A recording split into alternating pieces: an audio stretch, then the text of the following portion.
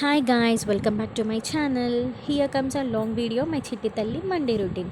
So మా చిట్టి తల్లి మండే రొటీన్ ఎలా ఉంటుంది, తన పూజ విధానం ఎలా ఉంటుంది, తన రిచువల్స్ ఎలా ఫాలో అవుతుంది, అవన్నీ కూడా నేను మీకు ఈ వీడియోలో షేర్ చేసేస్తాను అనమాట.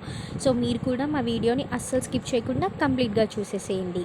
సో ఇప్పుడు ఈ సోదంతా పక్కన పెట్టేసి మనం వీడియోలోకి ఎంటర్ అయిపోదామా. సో ఎవ్రీ మండే మా చిట్టి తల్లి చక్కగా లేచి మంచిగా ఫ్రెష్ అప్ అయిపోయి వెళ్ళిపోతుందనమాట పూజకి. మా నాన్న కూడా తనతో మంచిగా అభిషేకం చేయిస్తూ ఉంటారనమాట. మేము చిన్నగా ఉన్నప్పుడు మాతో చేయించేవారు. మేము కూడా మార్నింగే లేచి ఫ్రెష్ అప్ అయ్యి వెళ్ళిపోయే వాళ్ళము.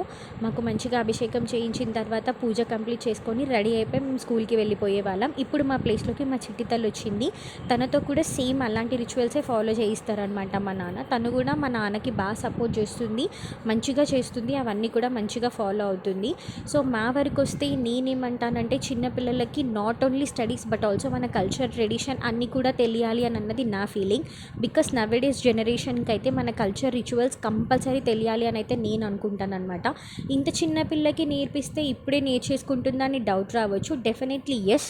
మనం చిన్నప్పటి నుంచి ఏం నేర్పిస్తామో అదే వాళ్ళ బ్రెయిన్లోకి స్టక్ అయిపోతుంది అనమాట. సో మనం ఇప్పటి నుంచే ఇలాంటి రిచువల్స్ ఉంటాయని వాళ్ళకి చూపిస్తుంటే వాళ్ళకి కూడా ఒక ఐడియా, ఒక అవగాహన అనేది వస్తుందన్నమాట. మా ఫ్యామిలీలో ఇలాంటి రిచువల్స్ ఫాలో అవుతారు, ఇలా ఉంటుంది, సో మనం ఇలా చేయాలి, ఇలా ఉండాలి అని వాళ్ళకు కూడా తెలుస్తుంది. సో వాళ్ళకు కూడా ఒక థింగ్ అనేది ఏర్పాటు అవుతుంది. సో నేను అలా అనుకుంటాను. అన్నిట్లో ఉండాలి, కిడ్స్ స్టడీలో ఉండాలి, గేమ్స్లో ఉండాలి, కల్చర్లో ఉండాలి, రిచువల్స్ ఎలా ఫాలో కావాలి, మన ట్రెడిషన్ ఎలా ఫాలో కావాలి, అన్నీ తెలియాలి అని అయితే నా వరకు నేను అనుకుంటాను. నాతో సాధ్యమైనంత వరకు అయితే నేను మా పాపకి అన్నీ నేర్పిద్దామనే అనుకుంటాను. అన్నీ నేర్పిస్తున్నాను కూడా. చిన్నప్పటి నుంచే కొంచెం కొంచెం నాతో అయినంత వరకు అయితే తనకు నేను నేర్పించుకుంటూ వస్తున్నాను. సో అభిషేకం అయిన తర్వాత మళ్ళీ నా దగ్గరకు వచ్చేస్తుంది. వచ్చిన తర్వాత నేను మళ్ళీ రెడీ చేస్తాను అనమాట. చక్కగా రెడీ అయిపోయి మళ్ళీ వెళ్ళిపోతుందనమాట. సో తిను రెడీ అయ్యేంతలోపు మా నాన్ననైతే మొత్తము రూమ్లో అన్నీ రెడీ చేసుకొని పెట్టుకుంటారు స్వామివారికి. సో ఇప్పుడైతే తన దీపం కూడా వెలిగించేసి హారతి ఇచ్చేస్తున్నారనమాట. మళ్ళీ మా చిట్టి తల్లితో కూడా హారతి ఇప్పిస్తారు లాస్ట్లో.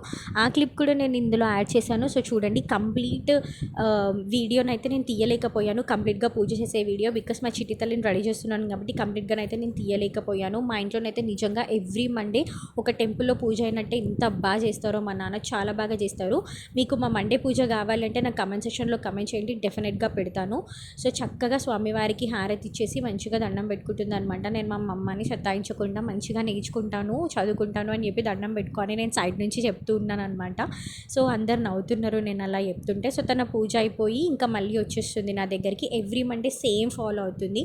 సో మా కన్నమ్మతో మీకు ఇంకా వీడియోస్ కావాలి అని అంటే నాకు కమెంట్ సెక్షన్లో కమెంట్ చేయండి. మా వీడియో కనుక మీకు నచ్చితే like, share and subscribe. Life with Aadya. Thank you.